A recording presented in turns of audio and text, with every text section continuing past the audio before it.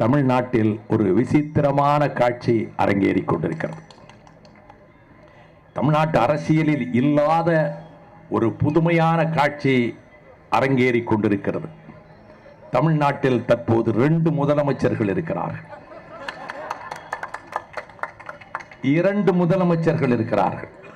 2 பேருமே ஜெயிலில் தான் இருக்கிறார்கள். ஒருவர் மக்கள் முதல்வர், சிறை தண்டனை விதிக்கப்பட்டு பிணை விடுதலை பெற்று 3 மாத காலத்துக்குள் வழக்கு முடிக்கப்பட வேண்டும் என்ற நிபந்தனையின் பேரில் அவர்கள் ஒரு சிறைவாசியாக தண்டனை ரத்து செய்யப்படவில்லை, நிறுத்தி வைக்கப்பட்டிருக்கிறது. அவர்கள் ஆகவே பிணையில் விடுதலை பெற்று அவரும் ஏறத்தாழ சிறைவாசத்தை போலத்தான் போயஸ் தோட்டத்திலே வேறு நிகழ்ச்சிகளில் பங்கேற்காமல் இருக்கிறார்கள். இன்னொருவர் சட்டப்பூர்வமாக ஆளுநர் முன்னாலே பதவி பிரமாணம் எடுத்து கண்ணீர் மழைக்கு மத்தியிலே பதவி பிரமாணம் எடுத்த நமது மாண்புமிகு முதலமைச்சர் பன்னீர்செல்வம் அவர்கள் இருக்கிறார்கள். அவரும் ஜெயிலில் தான் இருக்கிறார். நான் வேடிக்கைக்காகவோ கேலி பேச வேண்டும் என்றோ நான் பேசவில்லை. நான் இந்த மாநிலத்தின் பிரஜை, இந்த மாநிலத்தின் குடிமகன், இந்த மாநிலத்தினுடைய முதலமைச்சர் என்ற பதவியை நான் மதிப்பவன்.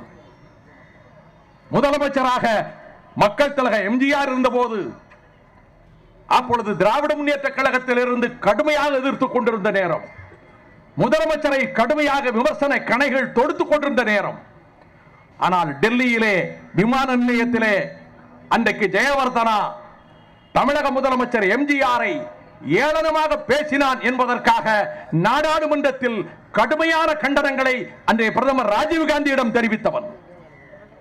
வருகிறவன் போட்ட சோற்றை தின்றுவிட்டு மரியாதையாக போக வேண்டுமே தவிர எங்கள் மாநில முதலமைச்சரை அவன் எப்படி பேசலாம் என்று கேட்டேன்.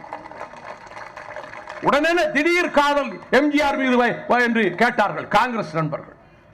இது ஒன்று திடீர் காதல் இல்லை, எங்களுக்குள்ள பிரச்சனை இருக்கு, அதை எங்க ஊர்ல தீர்த்துக்கிடுவோம். we will settle the scores. ஆனால் என் மாநில முதலமைச்சரை வெளிநாட்டுக்காரன் தமிழர்களை அழிக்கின்றவன் வந்து விமர்சனம் செய்வதை நான் சகிக்க முடியாது என்று சொன்னேன். முதலமைச்சர் பதவி என்பது 7.5 கோடி மக்களுக்கு தலைமை தாங்குகிற பதவி. அவர் சிறையில் இருக்கிறார் என்கிறாயே, நேத்து இந்த நாள் கூட ரயிலில் போயிட்டு வந்திருக்கிறாரு. நீங்க சிறை, அவர் அஞ்ஞாத வாசத்தில் இருக்கிறார். அவர் கொஞ்சம் மிடுக்கா நடப்பார். அவர் அடிமட்டத்திலிருந்து வந்தவர். நான் ரொம்ப புகழ்ந்தா அவர் பதவிக்கு வேட்டு வச்சிருவாங்க. நான் என்னங்க வைகோ உங்களுக்கு கெடுதல் பண்ண, எனக்கு இவ்வளவு பெரிய ஆபத்தை ஏற்படுத்திட்டீங்க என்று பன்னீர் மேல வருத்தப்படக்கூடாது. அடிமட்டத்திலிருந்து வந்தவர்.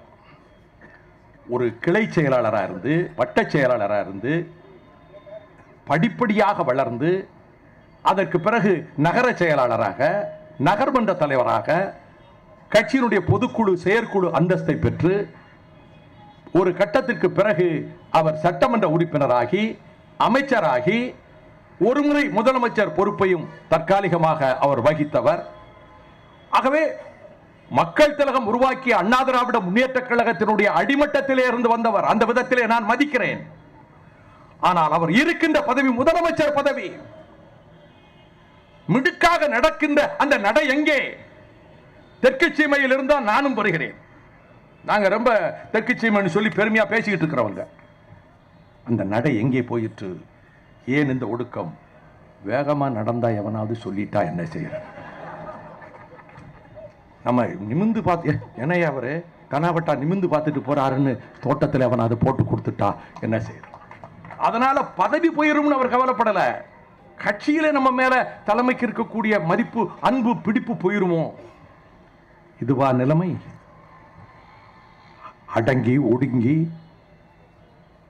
நான் கூட கேள்விப்படுறேன், கலெக்டரையே வர வேண்டாங்கிறாராம். எஸ்பி எதுக்குங்க நீங்க வாரீங்க? போலீஸ்காரங்க முதலமைச்சர் வர்றாங்க பாதுகாப்பு. உங்களை நான் ஒன்றும் வர சொல்லலையே, நான் தனியா போய்க்கிடுவேனே, ஏன் வந்தீங்க? ஒரு யாராவது பார்க்க போனா கூட அப்படியே எதுக்காக நான் கேட்கிறேன். என்ன காரணம்? முதலமைச்சருக்கு என்று ஒரு அறை ஒதுக்கப்பட்டிருக்கின்றது. அந்த முதலமைச்சர் அறைக்கு வெளியிலே முதலமைச்சர் என்ற போர்டு மாட்டப்பட்டிருந்தது. அந்த அறைக்கு ஏன் செல்லவில்லை? முதலமைச்சர் தான் இருக்கின்ற அறைக்கு வெளியிலே முதலமைச்சர் என்ற போர்டு ஏன் மாட்டவில்லை? கவர்னர் மாளிகைக்கு சென்று பதவி பிரமாணம் எடுத்தீர்கள் அல்லவா? அப்படி என்றால் நீங்கள் இருக்கின்ற அறைக்கு வெளியிலே முதலமைச்சர் என்ற அந்த பெயர் பலகை ஏன் பொருத்தப்படவில்லை? இதை போன்ற ஒரு இழுக்கு, இதை போன்ற ஒரு சரிவு தமிழ்நாடு சரித்திரத்திலே இதுவரை நடந்ததுண்டா? நான் மக்கள் முதல்வரை கேட்கிறேன். ஒரே குழப்பத்தில் இருக்கிறாங்க பல பேர். நீங்கள் மக்கள் முதல்வர் என்றால் இவர் என்ன முதல்வர்? அதாவது தொலைக்காட்சியிலே அவர் மக்கள் முதல்வர் என்று போடுகிறார்கள். நான் அவர் மக்கள் முதல்வர் ஜெயலலிதா அவர்களை கேட்கிறேன். நீங்கள் எதற்காக இதை குறிப்பிடக்கூடாது? நடப்பது அனைத்தும் உங்களுக்கு தெரிகிறது அல்லவா? நீங்கள் முதலமைச்சர் என்ற போர்டு மாட்டப்பட்ட அறையிலே முதலமைச்சர் நாற்காலியில் உட்கார்ந்து வேலை செய்யுங்கள். அந்த நாற்காலில் உட்கார்றதுக்கு கொஞ்சம் கூச்சமா இருந்தா வேற ஒரு சாதாரண ஒரு சின்ன ஸ்ட்ரீட் சேரை போட்டுக்கிட்டு உட்கார்ந்து வேலை செய்ய சொல்லுங்கள். அத்தனை உங்களுக்கு தெரிந்துதானே நடக்கிறது. அரசு விளம்பரத்திலே கூட முதலமைச்சர் படம் கிடையாதா? இப்படி ஒரு நிலைமையா தமிழ்நாட்டுக்கு? இதைவிட இதைத்தான் சொன்ன அஞ்ஞாத வாசத்தில் இருப்பதை போல தன்னை தானே கட்டுப்படுத்திக் கொண்டு யாரையும் சந்திக்காமல், யாரையும் சந்திக்க விடாமல் ஒரு சிறைப்படுத்தப்பட்ட அஞ்ஞாத வாசத்துக்குள் அடைக்கப்பட்டவரை போல முதலமைச்சர் அவர்கள் இருக்கிறார்கள். மாண்புமிகு பன்னீர்செல்வம் அவர்கள் இருக்கிறார்கள். நான் அவருக்காக வருத்தப்படுகிறேன், அவருக்காக அனுதாபப்படுகிறேன். அவர் உள்ளத்துக்குள்ளே நிம்மதி இருக்கவே முடியாது, சந்தோஷம் இருக்கவே முடியாது. எனக்காக தீ குளிக்க வேண்டாம் இனிமேல். நம்முடைய மரியாதைக்குரிய ஜெயலலிதா அவர்கள் அறிக்கை விட்டார்கள். நான் கேட்கிறேன், தீ குளிக்கின்ற செய்திகள் வந்தபோது, பத்திரிகைகளிலே பக்கம் பக்கமாக வந்தபோது, நீங்கள் பரப்பன அக்ரஹாரத்து சிறையில் இருந்தீர்களே, காலையிலேயே பத்திரிகைகள் உங்களுக்கு தரப்பட்டதே, தொலைக்காட்சியிலும் செய்திகளை பார்த்தீர்களே, தீக்குளித்த செய்தி வந்தவுடன் யாரும் எனக்காக தீக்குளிக்காதீர்கள், உங்கள் உயிர்களை மாய்த்துக் கொள்ளாதீர்கள் என்று அறிக்கை விட்டீர்களா? அந்த உயிர்கள் எத்தனை அழிந்தாலும் பரவாயில்லை என்று எண்ணினீர்களா? உங்களுக்கு மனச்சாட்சி உண்டா? மனிதாபிமானம் உண்டா? மனித நேயம் உண்டா? நான் கேட்கிறேன். உங்களை தூக்கி வைத்து கொண்டாடி என்ன வேண்டுமானால் தெய்வம் என்றும் கடவுள் என்றும் அவர்கள் அந்த கட்சிக்காரர்கள் பாராட்டிக் கொண்டிருக்கட்டும், அதை பற்றி எனக்கு அக்கறை இல்லை. நீங்கள் எனக்காக யாரும் தங்கள் உயிரை மாய்த்துக் கொள்ள வேண்டாம் என்று ஒரு அறிக்கை தந்தீர்களா? நான் தண்டவாணி தீக்குளித்த போது நான் துடித்தேன், பதறினேன், நடுங்கினேன், கண்ணீர் விட்டு கதறினேன், கையெடுத்து கும்பிட்டேன். கையெடுத்து கும்பிடுகிறேன், தீக்குளிக்காதீர்கள், உங்களை அழித்துக் கொள்ளாதீர்கள், மன்றாடுகிறேன். ஒரு உயிர் துடிதுடித்து நெருப்பிலே கருகுகிறது என்றால் நம் இருதயத்துக்குள்ளே அது நெருப்பாக பற்ற வேண்டுமே. பட்டியல் போட்டீர்கள், அப்படியே எண்ணிக்கை எவ்வளவு என்று. கிரிக்கெட்ல டெண்டுல்கர் எத்தனை ஸ்கோர் அடிச்சான் என்பதை போல எத்தனை பேர் சாவு என்று கணக்கு பட்டியல் போட்டுக் கொண்டிருந்தீர்களா? யோசியுங்கள். உங்களுக்கு மனித நேயம் என்பது துளியும் கிடையாது, மனிதாபிமானம் என்பது கடுகளவும் கிடையாது. சுப்ரீம் கோர்ட்டிலே பாலி நாரிமன் அவர்கள் வாதங்களை எடுத்து வைத்து நடந்ததெல்லாம் தவறுதான் என்று அவரும் சொல்லி, அதற்கு பிறகு தமிழ்நாட்டில் எந்த விதமான ஒரு கலவரம் நடக்கக்கூடாது, சட்ட ஒழுங்குக்கு பிரச்சனை வரக்கூடாது என்று சுப்ரீம் கோர்ட் சவுக்கடி கொடுத்ததற்கு பிறகு, அப்படிப்பட்ட நிலைமை ஏற்பட விடாமல் தடுக்க வேண்டிய பொறுப்பு ஜெயலலிதாவுக்கு உண்டு என்று சொன்னதற்கு பிறகு, அதற்கு பிறகு நீங்கள் அறிக்கை விட்டீர்கள். இத்தனை பேர், 193 பேர், இப்ப 225 பேர், ஸ்கோர் கூடிடுச்சு. அந்த நேரத்தில் யாரெல்லாம் தமிழ்நாட்டிலே உயிர் நீத்தார்களோ அவர்கள் அத்தனை பேருக்கும் மனிதாபிமானத்தோடு பெரிய உதவி அந்த கட்சி செய்கிறது. அந்த காலகட்டத்தில் பரப்பன அக்ரஹார சிறையில் இருந்த காலத்தில் தமிழகத்தில் யாரெல்லாம் உயிர் நீத்தார்களோ அந்த குடும்பங்களுக்கு உதவுகின்ற அந்த மனிதாபிமானத்தை நான் நிச்சயமாக பாராட்டுகிறேன். ஆனால் தீக்குளிக்காதீர்கள் என்று சொன்னீர்களா? கடைகளை உடைக்காதீர்கள் என்று சொன்னீர்களா? போக்குவரத்துக்கு தடை செய்யாதீர்கள் என்று சொன்னீர்களா? அனுமதிக்கப்படாத இடத்திலே கொண்டு போய் நீங்கள் போராட்டம் நடத்தி காவல்துறையின் நம்பகத்தன்மையை பாழ்படுத்தாதீர்கள் என்று சொன்னீர்களா? அனைத்து இடங்களிலும் இங்கு ஒரு அனுமதி வேண்டும் என்றால் நாம் அனுமதி கேட்கிறோம், முறைப்படி காவல்துறையிடம் அனுமதி கேட்கிறோம். அதற்கு பின்னர் கூட வந்து போர்டு வைக்க கூடாது என்று ஒரு இன்ஸ்பெக்டர் வந்து இங்கே சொல்லுகிறார். பிறகு மணிமாறன் அவரிடத்தில் விஜயகாந்த் போராட்டத்தின் போது அந்த வரைக்கும் போர்டு வச்சாங்களே, திராவிட முன்னேற்ற கழக போராட்டத்தின் போது அதுவரை போர்டு வச்சாங்களே, நாங்கள் வைப்பதில் யாருக்கு இடைஞ்சல் இல்லையே என்று வாதாடி அதற்கு ஒரு போராட்டம் நடத்த வேண்டி வந்தது. நினைத்த இடத்தில் எல்லாம் அண்ணா சதுக்கத்துக்கு எதிரே திறந்தோர் உண்ணாவிரதம் இருந்தீர்களே, மற்றவர்களுக்கு அனுமதி உண்டா? நினைத்த இடத்தில் எல்லாம் போராட்டம் நடத்தினார்களே. நான் காவல்துறையினுடைய மரியாதையும் நம்பகத்தன்மையும் இதில் தரைமட்டமாகி போனதே, இதற்கு யார் காரணம்? தமிழகத்தை பற்றி அக்கறை கிஞ்சிற்றும் இருந்திருக்குமானால் மதிப்புக்குரிய ஜெயலலிதா அவர்கள், நீங்கள் அத்துமீறி போராட்டம் நடத்தக்கூடாது, காவல்துறை அனுமதிக்காத இடங்களிலே நீங்கள் கூட்டம் சேரக்கூடாது, ஒரு வார்த்தை சொன்னீர்களா? கடைகளை அடைக்காதீர்கள், உடைக்காதீர்கள், எத்தனை குடும்பங்கள் பாதிக்கப்படும் என்று எண்ணினீர்களா? துணையும் கிடையாது. சக்கரவர்த்தி ராஜ்யமா, சர்வாதிகார ராஜ்யமா? அதைத்தான் நான் மாநாட்டிலே சொன்னேன், பூவிருந்த வள்ளியிலே. தி ஸ்டேட், ஐ ஆம் தி ஸ்டேட். இந்த மனப்பான்மை, எதேச்சாதிகார மனப்பான்மை, ஒரு சர்வாதிகார நிழல் இன்றைக்கு தமிழகத்திலே பரவி கொண்டிருக்கின்றது. இந்த நேரத்தில் பால் விலையத்தான உயர்த்துறோம், பன்னீர் தலையில விழட்டும். ஆமா, எல்லாரும் எதுக்குறாங்களே, திமுக இருக்குது, தேமுதிக இருக்குது, இந்திய கம்யூனிஸ்ட் இருக்குது, பாட்டாளி மக்கள் கட்சி இருக்குது, மார்க்சிஸ்ட் கம்யூனிஸ்ட் கட்சி இருக்குது, விடுதலை சிறுத்தைகள் எதுக்குறாங்க, எல்லா கட்சியும் எதுக்குறாங்களே. மக்கள் வேதனைப்படுகிறார்களே. 10 ரூபாய் என்பது உங்களுக்கு சாதாரணமா இருக்கும், உங்க கட்சிக்கு. ஏனென்றால் அங்க வந்து ரூபாயை எண்ணுறது கிடையாதுங்க, மிஷின் வச்சிருக்காங்க. ஆமா, மொத்தமா போட்டு லோடு, நம்ம கருப்பட்டி நிற்கிற மாதிரி, சாக்க போட்டு நிற்கிற மாதிரி மொத்தமா கட்டுகளை போட்டு இது இத்தனை கிலோன்னா இவ்வளவு ரூபான்னு அர்த்தம், 1000 ரூபாய். அப்படி எடை போட்டு என்ற மிஷின்ல எண்ணிட்டு இருக்கவங்களுக்கு இந்த பால் விலை 10 ரூபாய் கூட அவங்களுக்கு என்ன? அன்றாடங்காட்சி, மாத சம்பளம் வாங்குகிறவன், ஒவ்வொரு மாதமும் பட்ஜெட்டுக்கு ஈடு கொடுக்க முடியாமல் துன்பப்படுகிறவன், இந்த குடும்பம் அல்லவா பாதிக்கப்படுகிறது. 1 லிட்டர் வாங்கினாலே 300 ரூபாய் இல்ல.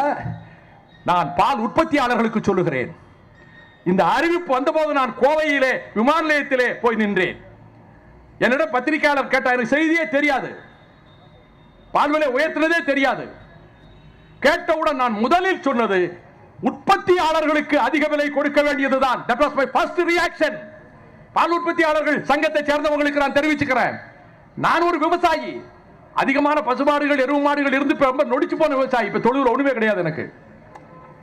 உற்பத்தியாளர்களுக்கு பால் விலையை உயர்த்தி கொடுங்கள், பயனீட்டாளர்களுக்கு நுகர்வோர் தலையில் அந்த கல்ல போடாதீங்க. ஆயிரக்கணக்கான கோடியை நீங்கள் இலவசங்களுக்கு செலவழிக்கிறீர்களே, அந்த விவசாய பெருமக்களுக்கு, மாடு வைத்து பிழைக்கிற மக்களுக்கு நீங்கள் அந்த விலையை கொடுத்து விட்டு விற்பனை விலையை கூட்டாதீர்கள். இதுதானே செய்ய வேண்டும். கிராமத்தில் என்ன தெரியுமா, வீட்டில் பசுமாடு எருவு மாடு வச்சிருக்கவங்க அவங்களா போய் பாலை விற்க முடியாது, மோசமான சட்டம், விற்க முடியாது. அவங்க சொல்ற இடத்துல அவங்க கொடுக்கணும். அவர்கள் நேரடியாக விற்பனை செய்ய முடியாது. இந்த விலை உயர்வு போதாது என்று சர்க்கரை விலையை உயர்த்துறாங்க. அப்ப சர்க்கரை ஆட்டோமேட்டிக்கா டீ காஃபி விலையெல்லாம் உயரும். மின் கட்டணத்தை உயர்த்துவதற்கு மக்கள் கருத்து கேட்பு என்ற ஒரு போலி நாடகத்தை நடத்துகிறீர்களே. சரி, பால் விலையை போகக்கூடாது. இந்த நான் கேள்விப்பட்டது பாலில் கொஞ்சம் தண்ணியை கலந்துருவான் அப்படின்னு. ஆனால் தண்ணியில் பாலை கலந்தவன் அதிமுக காரன் தான். தண்ணீரில் பாலை கலந்து கோடி கோடியாக கொள்ளையடிச்சு மக்களுக்கு இதை விட துரோகம் இருக்க முடியுமா? பச்சை பிள்ளைகளுக்கு கொடுக்குற பால், நோயாளிகளுக்கு கொடுக்குற பால், அதில் போய் கலப்படம் செய்யறிய நீ மனுஷனா?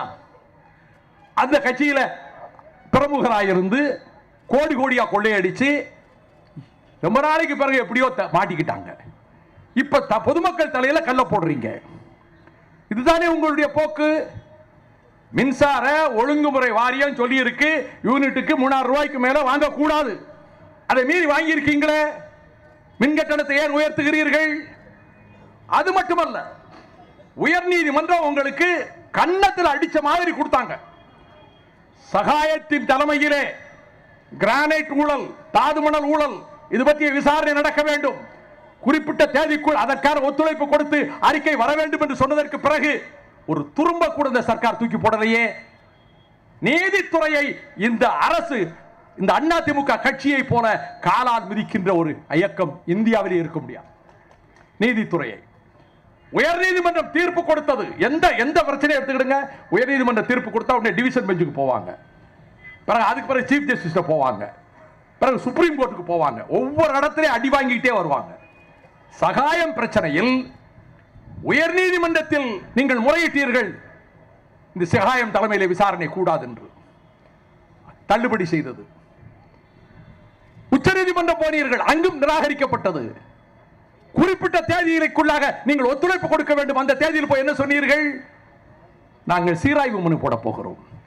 ஹைகோர்ட் 10,000 ரூபாய் உங்களுக்கு தமிழ்நாடு சர்க்கார் மேல அபராதம் போட்டிருக்கு. எதற்காக தயக்கம்? நான் கேட்கிறேன், முதல்வர் அவர்களை கேட்கிறேன், அதிமுக அரசை கேட்கிறேன். சகாயம் தலைமையிலே அந்த குழு விசாரிப்பதற்கு உங்களுக்கு என்ன ஆட்சேபனை? யாரை பாதுகாக்க? சகாயம் இந்த கட்சியின் சார்புடையவர் அல்ல, நேர்மையான மனச்சாட்சி உள்ள நாணயமான அதிகாரி மிஸ்டர் சகாயம். மடியில் கனம் இல்லாவிட்டால் வழியில் பயம் எதற்கு? கனம் இருந்தால் தானே பயம். இப்படி ஒரு அரசு உயர்நீதிமன்ற தீர்ப்பை உதாசீனப்படுத்திவிட்டு ஊழல் பேர்வழிகளை பாதுகாப்பதற்காக ஒரு அரசு. இந்த சூழ்நிலையில் தான் அன்புக்குரியவர்களே, இடிமேல் இடி விழுந்த செய்தியாக நம் தொப்புள் கொடி உறவுகள் லட்சக்கணக்கானவர்கள் படுகொலை செய்யப்பட்ட இலங்கை தீவிலே கொலைகார ராஜபக்சே ஏற்பாட்டின் பேரில், அவன் உத்தரவின் பேரில் அவனுக்கு எடுபடி வேலை செய்யக்கூடிய சுப்ரீம் கோர்ட், அங்கே இருக்கக்கூடிய ஹைகோர்ட் 5 மீனவர்களுக்கு வில்சன், எமர்சன், அகஸ்டஸ், பிரகாஷ், லாங்லெட், தங்கச்சி மடத்தைச் சேர்ந்த இந்த 5 மீனவர்களுக்கு தூக்கு தண்டனை விதித்திருக்கிறது. ஐவர் செய்த குற்றம் என்ன? எல்லை தாண்டி வந்தார்கள். they crossed our boundaries, எங்கள் எல்லைக்குள் வந்தார்கள் என்று சொல்லி கைது செய்தது. கைது செய்ததற்கு பிறகு பொய் வழக்காக ஜோடித்து அவர்கள் போதைப் பொருள் கடத்தினார்கள் என்று அந்த அரசு 2011 வழக்கு போட்டது. தமிழ்நாடு உளவுத்துறை, மத்திய சர்க்கார் உளவுத்துறை இவர்கள் போதைப் பொருள் கடத்தவில்லை, இது அபாண்டமான குற்றச்சாட்டு, பொய்யான குற்றச்சாட்டு என்று இந்த உளவுத்துறைகள் தெரிவித்துள்ளன. அப்படி என்றால் இந்த அப்பாவிகளை போதைப் பொருள் கடத்தினார்கள் என்று அவர்கள் மீது தூக்கு தண்டனை விதிக்கிற அளவுக்கு வன்மம் வைத்திருக்கிறார் ராஜபக்சே. நீங்கள் கொடுத்த தைரியம், நரேந்திர மோடி சர்க்கார் கொடுத்த துணிச்சல், அவன் திமிருக்கு. முன்பு சோனியா காந்தி இயக்கிய டாக்டர் மன்மோகன் சிங் அரசு கொடுத்த தைரியமும் துணிச்சலும் லட்சக்கணக்கான தமிழர்களை படுகொலை செய்வதற்கு அவனுக்கு ஊக்கம் அளித்தது. உங்கள் அரசு மலரும், நீதி கிடைக்கும் என்று நினைத்தேன், தலையிலே கல்லை போட்டு விட்டீர்களே, அவனை கூப்பிட்டு கொண்டு வந்து கொஞ்சி குழாவினீர்களே. அவனுக்கு பாரத ரத்னா கொடுக்கணும் என்று இந்த நாட்டிலே ஒரு கயவன் சொல்லுகிற அளவுக்கு இந்த நாட்டினுடைய நிலைமையிலே மத்தியிலே பாரதிய ஜனதா கட்சி ஆட்சி செய்கிறதை கண்டித்தீர்களா? அதற்கு பதிலாக அங்கே கிறிஸ்தவர்களும் இஸ்லாமியர்களும் இந்துக்களும் தாக்கப்படுகின்ற வெறி உணர்ச்சியை தூண்டிய தர்மபாலாவுக்கு நீங்க ஸ்டாம்பு வெளியிட்டீங்க. ஜனாதிபதி மாளிகையிலே மத்திய அரசு அந்த துறை அமைச்சர் போய் ஸ்டாம்பு வெளியிட்டார். அந்த ஜனாதிபதி பிரணாப் முகர்ஜி வானளாவ புகழ்ந்து விட்டார். இவையெல்லாம் கொடுக்கின்ற திமிர்தான் இந்த 5 மீனவர்களை தூக்கிலே போடுவதற்கு ஏற்பாடு செய்திருக்கிறார். இனி நீங்க கெஞ்சுவீங்க, மன்றாடுவீங்க, அதை வைத்துக் கொண்டு ஒரு சொக்கட்டான் விளையாடலாம் என்பதுதான் அவன் நோக்கம். இதற்கு பிறகாவது, தமிழகம் கொந்தளித்ததற்கு பிறகாவது, கடற்கரை ஓரத்து தமிழக மீனவர்கள் மட்டுமல்ல, மொத்த தமிழகமும் கொந்தளித்ததற்கு பிறகு, மனித உரிமை உள்ள ஆர்வலர்கள் அனைவரும் வேதனைப்பட்ட பிறகு, இந்த கட்டத்திலாவது அந்த அரசுக்கு உணர்த்துகின்ற விதத்தில் செயல்பட்டதா? இல்லை. நான் குற்றம் சாட்டுகிறேன். இத்தனைக்கு பிறகு 3 நாட்களுக்கு முன்னால் இந்திய ராணுவத்தினரை பயிற்சிக்கு அனுப்பியிருக்கிறீர்கள். இதை மன்னிக்கவே முடியாது. இந்திய ராணுவத்துறையினுடைய செயலாளர் மாத்தூர் அங்கே போய் பேசுகிறார். கொலைகார ராஜபக்சேயிடம் we have to learn many things from your army. உங்கள் ராணுவத்திடமிருந்து நாங்கள் படித்துக் கொள்ள வேண்டியது நிறைய. என்ன படிக்க போறீங்க? இசை பிரியாக்களை கற்பழிக்கிறதுக்கா? பச்சை குழந்தைகளை கொல்றதுக்கா? ஆஸ்பத்திரியை குண்டு வீசுவதற்கா? குடும்பங்களை குண்டு வீசி கொண்டு அழிப்பதற்கா? இதையா படிக்க போகிறீர்கள்? பொறுமைக்கு ஒரு எல்லை உண்டு. இவ்வளவு படுகொலைகளை செய்த அந்த ராணுவம் ஒரு கடைசியாக வந்த ஒரு காணொளி காட்சி பார்க்கவே முடியாது. பெண்களை வச்சுக்கிட்டு அது பேசவே முடியாது. இறந்து போன இளம் தமிழ் பெண்கள் உடல்ல பிரேதங்கள் அவங்க செய்த கொடுமையை உலகத்தில் நாஜிகள் கூட செய்யவில்லை, ஹிட்லரின் படை கூட செய்யவில்லை. அந்த மிருகங்களை விட கேவலமாக நடந்த அந்த ராணுவத்திடமிருந்து நாங்கள் பலவற்றை கற்றுக்கொள்ள வேண்டியிருக்கிறது என்று இந்தியாவினுடைய ராணுவத்துறை செயலாளர் அங்கே போய் பேசுகிறான். அங்கே இருந்து வந்திருக்கக்கூடிய தளபதிக்கு இவங்க கார்ட் ஆஃப் ஆனர் கொடுக்குறாங்க. கொலகாரப்பைய கொட்டப்பைய ராஜபக்சே உட்கார வச்சு நீங்க டீ கொடுக்குறீங்க, விருந்து கொடுக்குறீங்க. இப்பொழுது அங்கே சீன அணுநீர் மீன் கப்பல்கள், அணுமின் கப்பல்கள் அங்கே இருக்கிறதுனா நீர்மூழ்கி கப்பல்கள், கவலை ஏற்படுகிறதா. தொடக்கத்திலிருந்து சொல்லுகிறோம், சீனாவை பாகிஸ்தானை காட்டி காட்டி நாங்க உறவா இருப்போம் சொன்னே எங்க மக்களை அழிப்பதற்கு நீங்கள் திட்டமிட்டீர்கள். அவன் என்றைக்கும் அவர்களுக்குத்தான் நட்பாக இருப்பான், உங்களுக்கு ஒருபோதும் நட்பாக இருக்க போவதில்லை. நாளைக்கு ஆபத்து வந்தால் உத்தரப்பிரதேசத்துக்கோ பீகாருக்கோ வரப்போவதில்லை, குஜராத்துக்கு வரப்போவதில்லை. எங்க தலையில் இல்ல விடியும். இங்க பிரச்சனை வந்தா தெக்க நாங்கள் அல்லவா அழிக்கப்படுவோம். எனவே முத்துக்குமார்கள் தீக்குளித்து மடிந்த இந்த மண்ணில் உணர்ச்சி இல்லை என்று மாத்திரம் தப்பு கணக்கு போட வேண்டாம். மோடி சர்க்கார் கொதித்துக் கொண்டிருக்கிறது மக்களின் உள்ளம். கடற்கரை ஓரத்து மீனவர்கள் மட்டுமல்ல, நாங்கள் நடவடிக்கை எடுக்கிறோம், சட்டபூர்வமாக நடவடிக்கை எடுக்கிறோம். அங்குள்ள நீதித்துறையை அவன் சொல்றதானே கேட்டது. மனித உரிமை கவுன்சிலே சொல்லிச்சே. அவன் எடுபடியா இருந்த பப்ளிக் ப்ராசிக்யூட்டர் சீஃப் ஜஸ்டிஸ் ஆக்கினான் ராஜபக்சே. அங்க நீதித்துறை என்பது சுதந்திரமாக இயங்காது. ராஜபக்சே நினைப்பதைத்தான் செய்யும். இதற்கு பிறகும் சிங்கள அரசோடு உறவை வளர்த்துக் கொள்ள நினைக்கின்ற மோடி அரசுக்கு சொல்லுகிறேன், சிங்கள அரசோடு உறவை வளர்த்துக் கொள்ள எங்களை பலியிட்டால் எங்கள் உறவு பிறகு அருந்து போகிற ஆபத்து ஏற்பட்டு. நான் ஒன்றும் யோசிக்காம பேசுறது இல்லை. இதுக்கு ஒரு கேஸ் போட்டாலும் அதுக்கு நான் தயாரா இருக்கேன். நான் பேசுனது எதையும் எந்த கோர்ட்லையும் மறுக்க போறது இல்லை. அதுக்கு ஏதாவது தண்டனை வந்தா சந்தோஷமா நிம்மதியா போய் உட்கார்ந்துருப்பேன் ஜெயிலுக்குள்ள. நான் கேட்கிறேன், இந்த நிலைமையை இந்தியாவில் வேறொரு மாகாணத்துக்காரனுக்கு நீங்கள் ஏற்படுத்துவீர்களா? உங்ககிட்ட நேரா கேட்டனே, நீங்க பதவி பிரமாணத்துக்கு 3 நாளைக்கு முன்னாடி இந்தியாவில் வேற ஸ்டேட்காரனுக்கு இப்படி செய்வீங்களான்னு உடனே ரொம்ப கோவப்பட்டு அருண்ஜேட்லி அப்படிதான் பேசாதீங்க, இது நேஷனல் இஷ்யூ, தமிழ் இஷ்யூ இல்ல. நீங்களும் சொன்னீங்களே mister prime minister, it is not state Tamil issue, nation இஷ்யூனா உடனே சொன்ன. அப்ப ப்ரூவ் இட், காட்டுங்க. உடனே சொன்ன, அப்ப காட்டுங்க, செயல்ல காட்டுங்க. வேற மாகாணத்தில் நீங்க செய்ய முடியுமா? செஞ்சுட்டு உள்ள போக முடியுமா? நாங்க பைத்தியக்காரங்களா, எழுச்சவாங்களா தமிழ்நாட்டுக்கு இருக்கவங்க?